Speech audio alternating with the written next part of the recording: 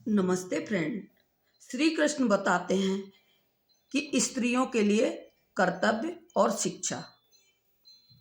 व्यवहार कैसा होना चाहिए। व्यवहार प्रत्येक स्त्री को उचित है कि वह अपने नैहर और ससुराल में सबके साथ बहुत ही उत्तम व्यवहार करे। व्यवहार करते समय नीचे लिखी 3 बातों का ख्याल रखने से व्यवहार शीघ्र ही बहुत उच्च कोट का हो सकता है। नंबर 1, व्यवहार करते समय भगवान को याद रखना चाहिए। जैसे गोपियां हर समय भगवान को याद रखती हुई घर के सारे कामकाज करती हैं। श्रीमद् भागवत में लिखा है, जो गौओं का दूध दुहाते समय, धान आदि कूटते समय, दही बिलोते समय, आंगन लीपते समय, बालकों को पालने में झुलाते समय, रोते हुए बच्चों को लोरी देते समय, घरों में जल छिड़कते समय और झाड़ू देने आदि कर्मों को करते समय प्रेम पूर्ण चित्त से आंखों में आंसू भरकर गदगद वाणी से श्री कृष्ण का गान किया करती हैं। इस प्रकार सदा श्री कृष्ण में ही चित्त लगाए रखने वाली ये ब्रजवासिनी गोपरमणियां धन्य हैं। नंबर 2, जिसके साथ व्यवहार किया जाए अपना स्वार्थ छोड़कर उसके हित की दृष्टि से किया जाए।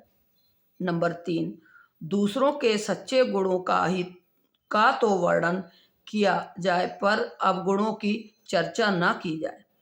इस प्रकार का आचरण करने से व्यवहार का भी सुधार होता है और सबके साथ प्रेम में ही बढ़ता है।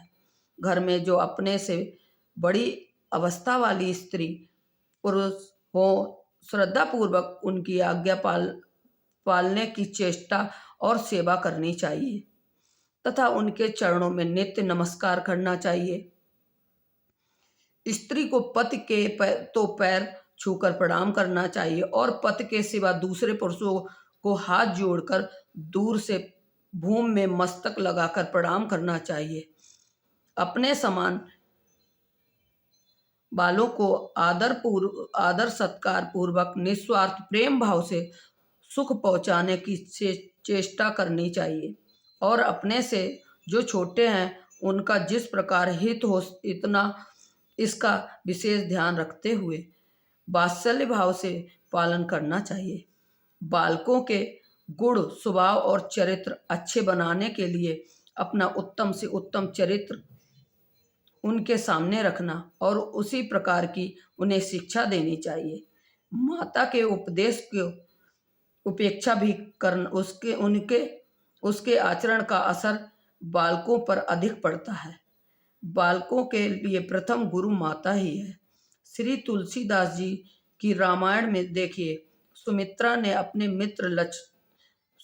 ने अपने पुत्र लक्ष्मण के प्रति कैसा उत्तम उपदेश दिया है।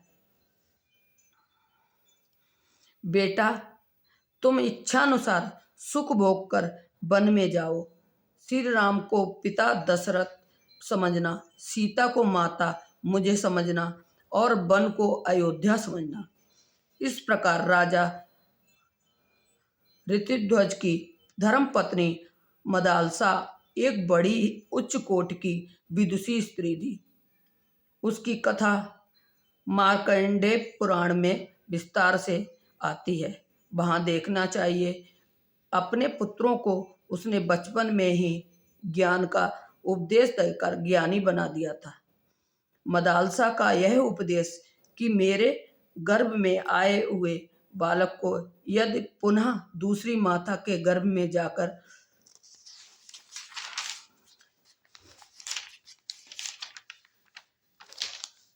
जन्म लेना पड़े, उस बालक को प्रसव करना मेरे लिए लज्जा की बात है। स्त्रियों को चाहिए कि घर वालों और बाहर के सभी मनुष्यों के साथ बर्ताव करते समय वाणी का संयम रखें। अश्लील, गंदे, कटु, गंध भरे, हिंसात्मक और व्यर्थ शब्द न बोलकर परिमित, सत्य, प्रिय और हित के ही वचन कहने चाहिए।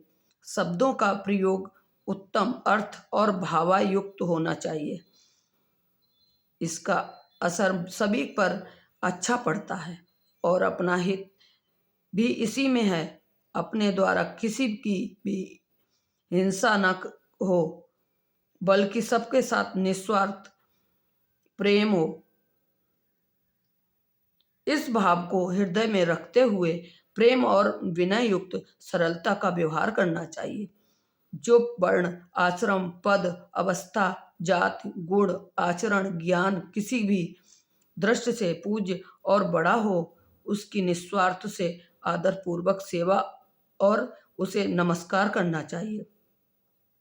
पर पुरुषों के तो दर्शन, भाषण, स्पर्श, एकांतवास और चिंतन का सर्वथा त्याग करना चाहिए। विशेष आवश्यक कार्य होने पर बड़े के पिता के समान, बराबर वाले को भाई के समान और छोटे को पुत्र के समान समझते हुए नीची दृष्टि रखकर थोड़े शब्द में आवश्यकता अनुसार नीति और धर्म युक्त बात करनी चाहिए। पद्म पुराण में बतलाया गया है, जो साध्वी स्त्री सुंदर भेषधारी भी पर पुरुष को देखकर उसे भ्राता, पिता अथवा पुत्र मानती है, वह पतिव्रता है। स्त्रियों को शौचाचार, सदाचार और अंतःकरण की पवित्रता पर विशेष ध्यान देना चाहिए। शरीर और घर की सफाई आदि सब शौचोपचार के ही अंग हैं तथा सबके पास उत्तम व्यवहार करना सदाचार है।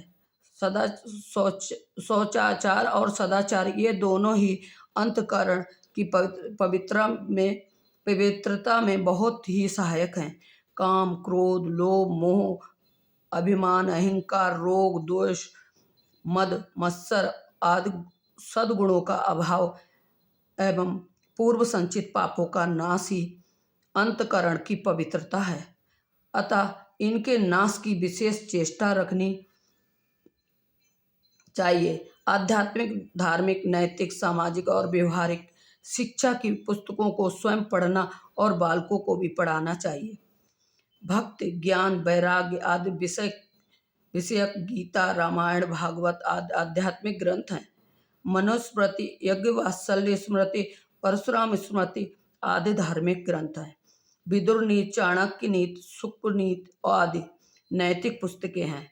इन पुस्तकों में तो तथा महाभारत आदि इतिहास और पद्म पुराण आदि पुराणों में सामाजिक और व्यवहारिक बातों का भी जगह जगह वर्णन आता है। घर में सब लोग एकत्र होकर यदि 1 घंटा भी इन ग्रंथों को सुनने सुनाने का प्रबंध कर लें तो यह सभी लोगों का शास्त्रों का अनुभव स्वाभाविक ही अनायास हो सकता है। स्त्रियों को चाहिए कि शरीर से हर समय काम लेती हुई अपने जीवन को परिश्रमजीवी बनावे। आटा पीसना, रसोई बनाना, चौका बर्तन करना आदि गृह कार्यों को कर्तव्य बुद्धि से, धैर्य और उत्साह के साथ करें एवं चरखा काटना, कपड़े सिलाई करना आदि शिल्प कार्य भी अवश्य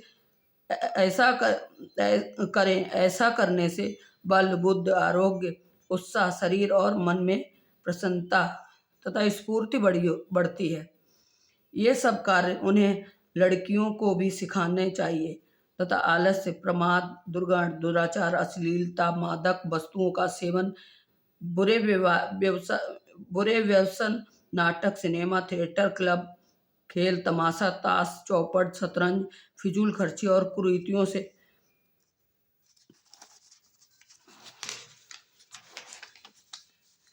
कुरीतियों का कतई त्याग करना चाहिए। डोरा, यंत्र, ताबीज, टोना, जात, झूडला आदि कई मिथ्या वहम समझकर इन सब कर्मों से स्त्रियों को बचकर रहना चाहिए।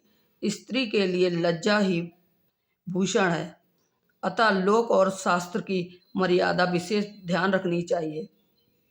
किसी से भी हंसी मजाक कभी नहीं करना चाहिए। सुहागिन स्त्रियों के लिए पवित्रताय धर्म एक बहुत ही महत्व की चीज है। पवित्र वात्सल्य धर्म के पालन से स्त्री के तीनों कालों का ज्ञान हो जाता है और वह अपने पति के सहित अपने पति के सहित परम पद भगवान के परम धाम को प्राप्त कर लेती हैं। इसके लिए स्त्रियों को पद्म पुराण के षष्ठ खंड में निरोत्तम ब्राह्मण की कथा के प्रसंग में वर्णित शुभा नाम की पतिव्रता स्त्री के आख्यान पर ध्यान देना चाहिए।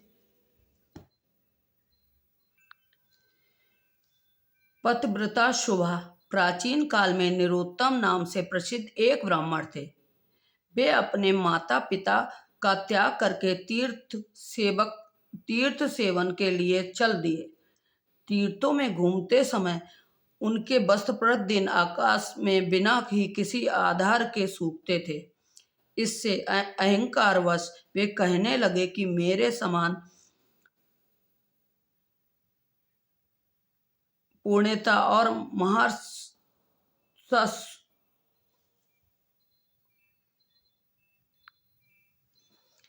वह कहने लगे कि मेरे समान पूर्ण आत्मा और माया सस्वी कोई भी नहीं है। एक दिन ऐसा कहते हुए उनके ऊपर एक बगुले ने बीट कर दी। ब्राह्मण ने क्रोध में आकर उसे शाप दे दिया, जिससे बगुला भस्म हो गया। इस पाप के कारण अब उनकी धोती आकाश में नहीं ठहरती थी। इससे उन्हें बड़ा दुख हुआ। तब आकाशवाणी हुई कि तुम धर्मात्मा मूक चांडाल के पास जाओ, वहां जाने से तुम्हें धर्म का ज्ञान होगा। यह सुनकर निरुत्तम मूक चांडाल के घर गए। उस समय मूक चांडाल अपने पिता माता की सेवा संलग्न था। निरुत्तम ने उससे कहा, तुम मेरे पास आओ, मैं तुमसे सबके सनातन हित की बात पूछता हूँ, उसे ठीक ठीक बताओ। इस पर मूक चांडाल बोला, मैं माता पिता सेवा करने के बाद आपकी आवश्यकता पूर्ण कर सकूंगा, तब तक ठहरिए। इससे निरुत्तम आग बबूला हो गए। तब चांडाल बोला, आप क्यों व्यर्थ क्रोध करते हो? मैं बगुला नहीं हूँ। अब आपकी धोती आकाश में नहीं ठहर पाती है, इससे आकाशवाणी सुनकर आप मेरे घर आए हैं। अब थोड़ी देर ठहरो तो मैं आपके प्रश्न का उत्तर दे सकता हूँ, अन्यथा आप पतिव्रता शुभा के पास जाइए।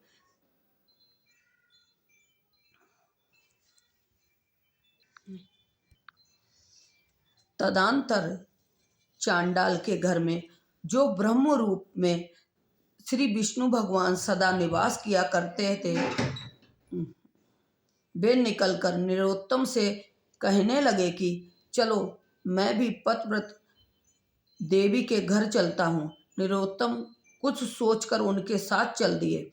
रास्ते में उन्होंने पूछा, वह पतिव्रता कौन है? उसका सहस्त्र ज्ञान कितना है? तब पतिव्रता के क्या लक्षण हैं? इन बातों को आप ठीक ठाक बतलाइए। ब्राह्मण रूपधारी श्री भगवान बोले, ब्राह्मण, नदियों में गंगा जी, स्त्रियों में पतिव्रता और देवताओं में भगवान श्री विष्णु श्रेष्ठ हैं। जो पतिव्रता नारी प्रतिदिन अपने पति के हित साधन में लगी रहती है, वह अपने पितृकुल और पतिकुल दोनों का उद्धार कर देती है। जो स्त्री पुत्र की उपेक्षा 100 गुने स्नेह से पति की आराधना करती है, राजा के समान उसका भय मानती है और पति को भगवान का स्वरूप समझती है, वह पतिव्रता है। जो पति के साथ गृह कार्य में दासी, रमण काल में रमणी तथा भोजन के समय माता के समान आचरण करती है और जो विपत्ति में उनके नेक सलाह देकर मंत्री का काम करती है, वह स्त्री पतिव्रता मानी गई है। जो मन, वाणी, शरीर और क्रिया द्वारा कभी पति का आज्ञा का उल्लंघन नहीं करती, वह सदा पति के भोजन कर लेने पर ही भोजन करती है, उस स्त्री को पतिव्रता समझना चाहिए। जिस जिस शैया पर पति शयन करते हैं, वहां वहां जो प्रतिदिन यत्न पूर्वक उनकी सेवा करती है, पति के प्रति कभी उसके मन में डह नहीं पैदा होता, कृपणता नहीं आती और जो मान भी नहीं चाहती, पति की ओर से आदर मिले या अनादर दोनों में ही जिसकी समान बुद्धि रहती है, ऐसी स्त्री को पतिव्रता कहते हैं। जो साध्वी स्त्री सुंदर भेषधारी भी पर पुरुष को देखकर उसे भ्राता, पिता और पुत्र के तुल्य मानती है, वह पतिव्रता है। द्विज श्रेष्ठ, तुम उस पतिव्रता के पास जाकर उससे अपने हित की बात पूछो। उसका नाम सुभा है, वह रूपवती युवती है, उसके हृदय में दया भरी है। यूं कहकर भगवान वहां से अंतर ध्यान हो गए। इस पर ब्राह्मण ने बड़ा ही आश्चर्य हुआ।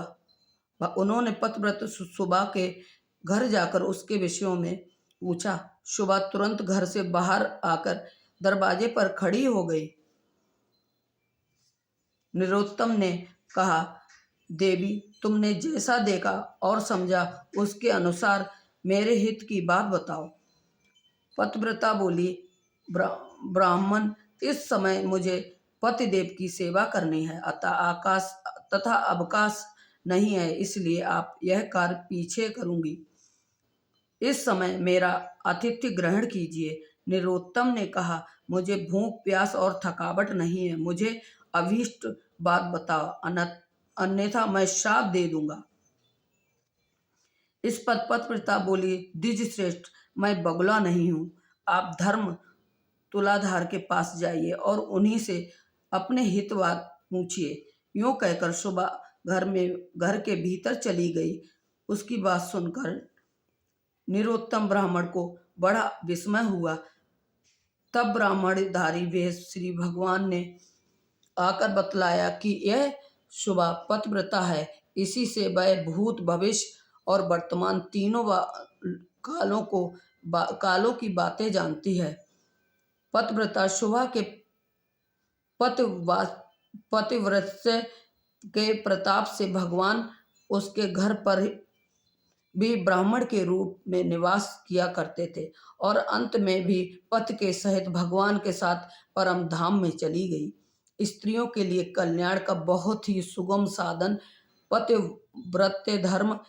इसके करने में ना तो कोई कष्ट है और ना ही खर्च ही है। यदि कहें कि स्त्रियों का कल्याण पतिव्रत्य धर्म के पालन से कैसे होता है, सो ठीक है, यह शास्त्र की आज्ञा है कि स्त्री का पतिव्रत्य धर्म के पालन मात्र से कल्याण हो जाता है और शास्त्र भगवान का विधान है, तथा भगवान के विधान किए हुए नियमों के अनुसार चलने से परमात्मा की प्राप्ति होती है। प्राप्त होना उचित ही है। यदि कहें कि ऋते ज्ञान मुक्ति, ज्ञान के बिना मुक्ति नहीं होती है, तो यह ठीक है। पतिव्रत्य धर्म के प्रभाव से स्त्री के रोग द्वेष का दोषों का नाश हो जाता है। इससे अंतकरण शुद्ध होकर उसे भगवत कृत्य पाशे अपने आप ही ज्ञान हो जाता है। यह नियम है कि अपने अनुकूल में राग और हर्ष तथा प्रतिकूल में द्वेष और शोक होते हैं। कोई कार्य अपने पति के तो अनुकूल हो पर अपने प्रतिकूल हो, तो पतिव्रता स्त्री अपनी प्रतिकूलता का त्याग करके पति के अनुकूल ही आचरण करती है एवं अपने मन के अनुकूल हो पर पति के प्रतिकूल हो तो उसे वह नहीं करती। इस प्रकार अपनी अनुकूलता प्रतिकूलता पर बार बार आघात पड़ने से अपनी अनुकूल प्रतिकूल प्रवृत्तियां नष्ट हो जाती हैं, जिससे उन प्रवृत्तियों से उत्पन्न होने वाले राग द्वेष हर्ष शोक आदि विकारों का अत्यंत अभाव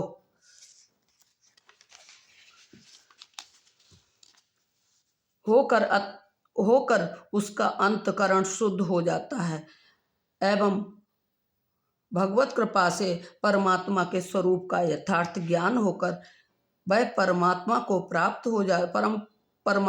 प्राप्त हो जाती है। यह शास्त्रोक्त एवं युक्त संगत है। पुरुष यज्ञ, दान, तप, होम, सेवा, ज्ञान, तीर्थ, व्रत, श्राद्ध और जो भी कुछ धार्मिक कार्य करता है, अपनी पत्नी को साथ लेकर ही करने से उसका वह कार्य सफल हो जाता है, क्योंकि विवाह संस्कार में समय पत्नी को प्रार्थना पर पुरुष यह बात स्वीकार करके उसके साथ नियमबद्ध हो जाता है। इसलिए पति के किए हुए धार्मिक कृत्य में सम्मिलित होने के कारण पत्नी उसके आधे हिस्से की भागिनी होती है, क्योंकि स्त्री के लिए विवाह की विधि ही वैदिक संस्कार माना गया है तथा उसके लिए पति की सेवा ही गुरुकुल में निवास और गृहस्थ में अग्नि की परिचर्या है। जो पुरुष कोई भी धार्मिक कृत्य अपनी पत्नी के बिना अकेला करता है, उसका वह कार्य सफल नहीं होता है। यह विषय पद्म पुराण के भूमिखंड में कृकल वैश्य की कथा में स्पष्ट किया गया है। वह कथा यहाँ संक्षेप में दी गई है। पतिव्रता शुक्ला काशीपुरी में एक वैश्य रहते थे। उनका नाम था कृकल। उनकी पत्नी परम साध्वी तथा उत्तम व्रत का पालन करने वाली थी। वह सदा धर्मचरण में रत तथा पतिव्रता थी। उसका नाम था शुक्ला। वह सुंदरी, मंगलमयी, सत्यवादिनी, शुभा और शुद्ध स्वभाव वाली थी। उसकी आकृति बड़ी मनोहर, कृकल वैश्य में धर्मज्ञ, विशेष विवेक संपन्न और सद्गुणी थी। वैदिक तथा पौराणिक धर्मों के श्रवण में उनकी बड़ी लगन थी। उन्होंने तीर्थ यात्रा के प्रसंग में यह सुना कि तीर्थों का सेवन बहुत पुण्यदायक और कल्याणकारी भी है। यह सुनकर उन्होंने तीर्थ यात्रा के लिए जाने वाले ब्राह्मणों और व्यापारियों के साथ चलने का विचार कर लिया। इस पर शुक्ला ने कहा, प्राणनाथ, मैं आपकी धर्मपत्नी हूँ। आपकी छाया की भांति मैं पतिव्रत के उत्तम व्रत का पालन करूंगी, जो नारियों के पापों का नाशक और उन्हें सद्गति देने वाली है। जो भी पति परायणता होती है, वह संसार में पूर्णमयी कहलाती है। स्त्रियों के लिए पति की सेवा दूसरा कोई और तीर्थ नहीं है, इस लोक में सुखद और परलोक में स्वर्ग तथा मोक्ष देने वाला है।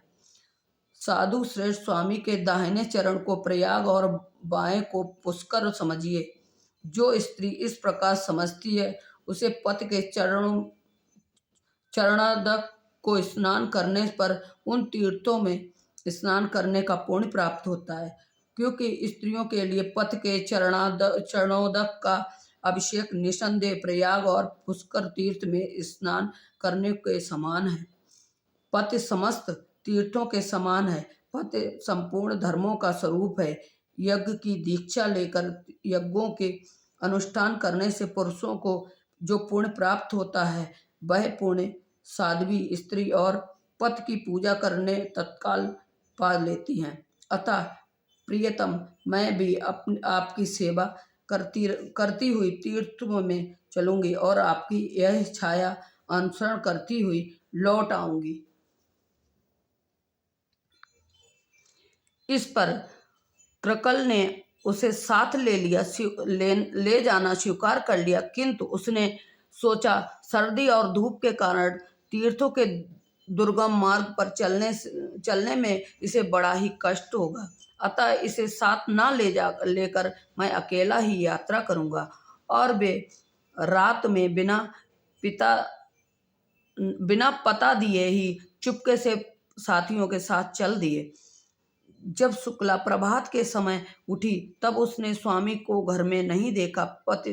पतिदेव तीर्थ यात्रा में चले गए, यह जानकर उस पतिपरायण स्त्री ने निश्चय किया कि जब तक इस स्वामी लौट कर नहीं आएंगे, तब तक मैं भूमि पर चटाई बिछाकर सोऊंगी। घी, तेल और दूध, दही नहीं खाऊंगी। पान और नमक का भी त्याग कर दूंगी। गुड़ आदि मीठी चीजों को भी नहीं को भी छोड़ दूंगी। स्वामी के आने आने तक एक समय भोजन करूंगी अथवा उपवास करके रह जाऊंगी। इस प्रकार नियम लेकर शुक्ला बड़े दुख दुख से दिन बिताने लगी। उसने एक बेड़ी धारण करना आरंभ कर दिया।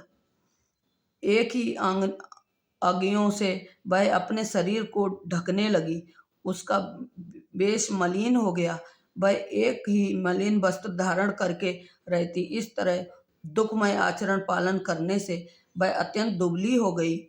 निरंतर पति के लिए व्याकुल रहने लगी। दिन रात रोती रहती। रात को भी कभी उसे नींद नहीं आती और भूख भी नहीं लगती। शुक्ला की यह अवस्था देखकर उसकी सहेलियों ने पूछा, सखी तुम इस समय क्यों रो रही हो? शुक्ला बोली, सखियों मेरे धर्मपरायण स्वामी मुझे छोड़कर तीर्थ यात्रा करने चले गए हैं, अतः मैं उनके वियोग में अत्यंत दुखी हूँ। सखियों ने कहा, बहन तुम व्यर्थ ही शोक कर रही हो, वृथा ही अपने शरीर को सुखा रही हो तथा अकारण ही भोगों का परित्याग कर रही हो। मौज से खाओ पियो, क्यों कष्ट उठाती हो? कौन किसका स्वामी और कौन किसका पुत्र और कौन किसके सगे संबंधी? संसार में कोई किसी का नहीं, किसी के साथ भी नित्य संबंध नहीं है। सखी खाना पीना और मौज उड़ाना यही इस संसार का सफल है। यही इस संसार का फल है। मनुष्य के मर जाने पर कौन इस फल का उपयोग करता है और कौन उसे देखने आता है? शुक्ला बोली, सखियों तुम लोगों ने जो बात कही है वह वेदों को मान्य नहीं है। जो नारी अपने स्वामी से अलग होकर सदा अकेली रहती है उसे पापिनी समझा जाता है। श्रेष्ठ पुरुष उसका आदर नहीं करते हैं। वेदों में सदा यही बात देखी गई है कि पति के साथ नारी का संबंध सर्व संचित पुण्य के प्रभाव से ही होता है और उसी कारण से नहीं। शास्त्रों का वचन है कि पति ही सदा नारियों के लिए तीर्थ है। इसलिए स्त्री को उचित है कि वह सच्चे भाव से पति सेवा में निवृत्त होकर प्रतिदिन मन वाणी शरीर और क्रिया द्वारा पति का आवाहन करे और सदा ही पति का पूजन करे। गृहस्थ नारी पति के बाएं भाग में बैठकर दान पुण्य और यज्ञ करती है। उसका बहुत बड़ा फल शास्त्रों में बताया गया है। वैसा ही काशी में गंगा, पुष्कर तीर्थ, द्वारिकापुरी, उज्जैन तथा केदार तीर्थ में स्नान करने से भी नहीं मिल सकता। पतिव्रता स्त्री की पति की प्रसन्नता से उत्तम सुख, पुत्र का सौभाग्य, स्नान पान, वस्त्र आभूषण, सौभाग्य, रूप, तेज, फल, यश, कीर्ति और उत्तम गुण आदि बस सब कुछ मिल जाता है। जो स्त्री पति के रहते हुए उसकी सेवा छोड़कर दूसरे किसी धर्म का अनुष्ठान करती है उसका यह वह कार्य निष्फल होता है तथा वह लोक में व्यभिचारिणी कही जाती है। नारियों का यौवन, रूप और जन्म सब कुछ पति के लिए होते हैं। इस भूमंडल में नारी का प्रत्येक वस्त्र उसके पति की आवश्यकता पूर्ति का ही साधन है।